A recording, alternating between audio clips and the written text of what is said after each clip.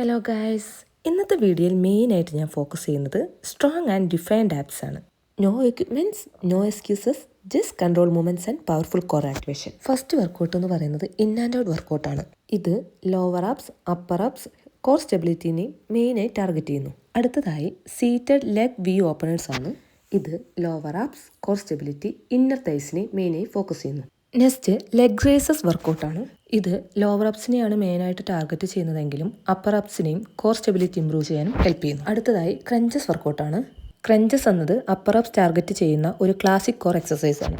അടുത്തതായി Russian twist വർക്കൗട്ടാണ്. Russian twist എന്നത് ഒബ്ലിക്സ് അല്ലെങ്കിൽ സൈഡ് അപ്സ് ടാർഗറ്റ് ചെയ്യുന്ന ഒരു റൊട്ടേഷണൽ കോർ എക്സസൈസ് ആണ്. കൂടാതെ lower abs, upper abs, lower back support മസിൽസിനെയും ടാർഗറ്റ് ചെയ്യുന്നു. അടുത്തതായി ഹീൽ ടച്ച് വർക്കൗട്ടാണ്. ഹീൽ ടച്ച് എന്നത് സൈഡ് ആപ്സ് അല്ലെങ്കിൽ ഒബ്ലിക്സിന് ടാർഗറ്റ് ചെയ്യുന്ന ഒരു simple but very effective abs exercise ആണ്.